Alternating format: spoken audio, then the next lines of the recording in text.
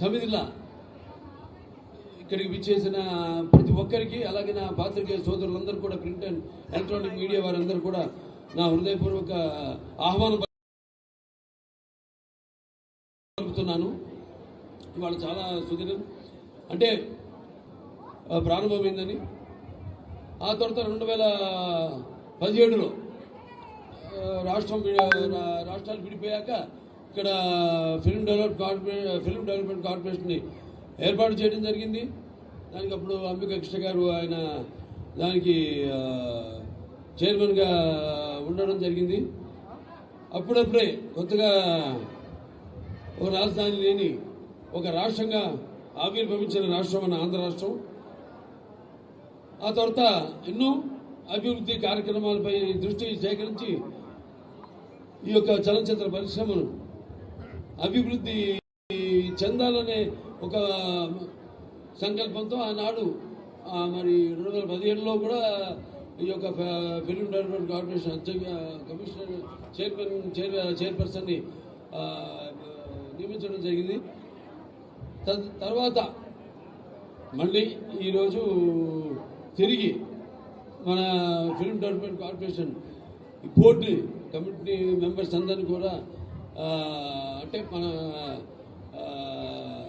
ఏదైతే మన FDC chairman గారు ఉన్నారో భరత్ భూషణ్ గారు, ఆయన చైర్మన్గా ఆయన ఆధ్వర్యంలో మరియు మిగతా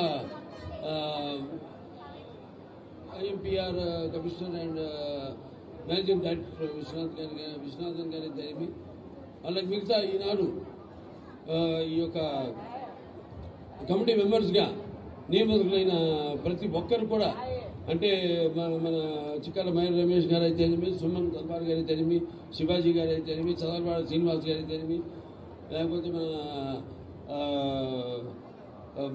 బుర్రా సాయి మాధవ్ గారు, అలాగే వై ఝాన్సీ గారు, అలాగే కూచిపట్ల సుబ్రహ్మణ్య వివేకానంద గారు అయితేనేమి, అలాగే వి సముద్ర గారు, అలాగే కె ఉమామేశ్వరరావు గారు, అలాగే గందిమల్ల సాంబశివరావు గారు, ఎస్ వెంకటకృష్ణారెడ్డి గారు, అలాగే జి రాజ వెంకటేశ్వర యాదవ్ గారు, అలాగే జి సత్యనారాయణ గారు, మొత్తం వీళ్ళందరితో ఈ యొక్క ఎఫ్డిసి కమిటీని ఏర్పాటు చేయడం జరిగింది.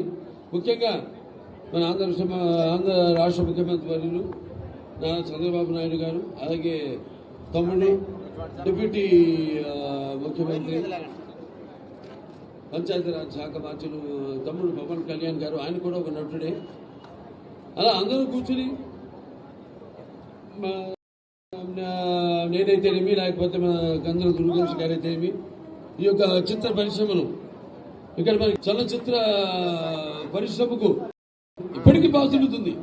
ఇవాళ మనం చూసుకుంటే ఇవాళ ఏ సినిమా మొత్తం సినిమా కలెక్షన్స్ అన్ని చూసుకుంటే కూడా మనకి మొత్తం ఒక 65 నుంచి 70% కలెక్షన్స్ ఆదాయం మనకు వచ్చేది ఆంధ్ర రాష్ట్రం నుంచి. ఇవాళ సినిమా ఇవాళ చలనచిత్ర పరిశ్రమను ఇక్కడ అభివృద్ధి చేయవలసిన అవసరం. ముఖ్యంగా ఎంతోమంది ఉన్నారు ఇక్కడ, అండ్ లాగా ఏర్పాటు చేయాలి.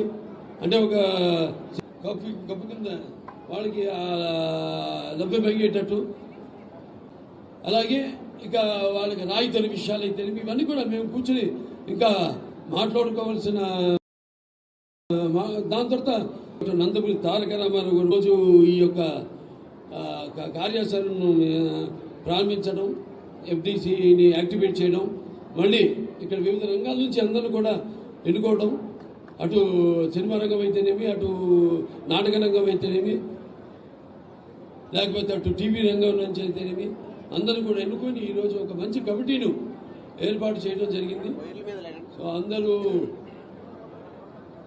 వాళ్ళ అనుభవాల్ని ఏదైతే ముందు వాటన్నింటినీ అవకాశాలు పోసి మరి ముందు ఒక మంచి కార్యాచరణతో ఈ యొక్క చలనచిత్ర పరిశ్రమాభివృద్ధిని అతి శీఘ్రంగా అతి వేగంగా ముందుకు తీసుకెళ్తాము. దానికి కావాల్సింది ప్రజల యొక్క సహాయ సహకారాలు కూడా ఇక్కడ షూటింగ్ జరిగినా, అలాగే కావాల్సింది కేవలం ఇక్కడ ఆంధ్ర రాష్ట్రమే కాదు, ఇక్కడ ఫెడరేషన్ ఉభయ రాష్ట్రాల ఫెడరేషన్ చైర్మన్ గారు ఉన్నారు, ఇక్కడ ప్రెసిడెంట్ అందరూ చైర్మన్ గారు ఉన్నారు ఇక్కడ, ప్రెసిడెంట్ అందరూ ఎంతో మంది ఇక్కడ కార్ డ్రైవర్స్ నుంచి జూనియర్ ఆర్టిస్టుల నుంచి ఎన్నో యూనియన్స్ ఉన్నాయి ఇక్కడ. వాళ్ళందరూ కూడా ఇవాళ పనులు లేక ఇవాళ చూస్తున్నాం మనం. మనిషి అన్నది తన దైనందిన కార్యకలాపాలలో సతమతమవుతూ అన్న వస్త్రాలనే అవసరాలతో పాటు సినిమాను కూడా ఒక సాధనంగా ఎంచుకున్నాడు. అటువంటిది ఇవాళ చూస్తే సినిమా ఎలా ఉండాలని ఆలోచించాల్సింది పోయి సినిమాని బ్రతికించాల్సిన పరిస్థితుల్లో ఇవాళ చలనచిత్ర పరిశ్రమ ఉంది. ఎందుకంటే అది వేరే వేరే కారణాలు కావచ్చు, కానీ అందరం ఎక్కువ సినిమాలు చేయాలి. ఎక్కువ సినిమాలు చేయంటే సంఖ్యాపరంగానే కాదు, మంచి సినిమాలు చేయాలి. ఎందుకంటే నా ఊరికి నేను ఒక తృప్తి ఉంటుంది నాకు. మంచి అనుకరించకుండా మన సత్తా ఏంటో మనం దానికి బదులు పెడుతూ అటు మంచి సందేశాత్మక చిత్రాలు అందజేయడం ప్రజలకి అయితేనేమి. అలాగే టెక్నిక్ లేనప్పుడు ఎంతో శీఘ్రంగా సినిమాలు పూర్తయ్యేవి. ఇవాళ టెక్నిక్ పెరిగిపోయింది. టెక్నిక్ పెరిగిపోయి సినిమాలు ఒక్కొక్క చాలా ఆలస్యంగా పూర్తి చేయడం. ఇవాళ థియేటర్లు ఎగ్జిబిటర్స్ వస్తే బాధగా ఉంటుంది నాకు. వాళ్ళు కొందరు తాళాలు వేసుకునే పరిస్థితిలో ఉన్నారు. అలాగే పంపిణీదారులు అయితేనేమి అదే పరిస్థితుల్లో ఉన్నారు. సో ఇవాళ ఈ యొక్క చలనచిత్ర పరిశ్రమని ఇక్కడ ఆంధ్ర రాష్ట్రంలో ఆదుకోవడానికి ఇక్కడ తెలుగు ఈ జోడెట్ల ప్రభుత్వం అయితే ఉందో ఎన్డీఏ ప్రభుత్వం ఈ యొక్క చలనచిత్ర పరిశ్రమ కోసం పూర్తిగా వాడికి లాభదాయకంగా ఉండేలా ఏదో కొత్త ప్రణాళికలతో ముందుకొచ్చి తప్పకుండా ఈ చలనచిత్ర పరిశ్రమని కాపాడుతాం మేము. అలాగే తెలంగాణ ప్రభుత్వాన్ని కూడా నేను విన్నవించుకుంటాను. వాడు కూడా వాళ్ళ సహాయ సహకారాలు కూడా ఉభయ రాష్ట్రాలు కూడా, ఎందుకంటే అక్కడ చలనచిత్ర పరిశ్రమ అక్కడ ఉంది హైదరాబాద్లో.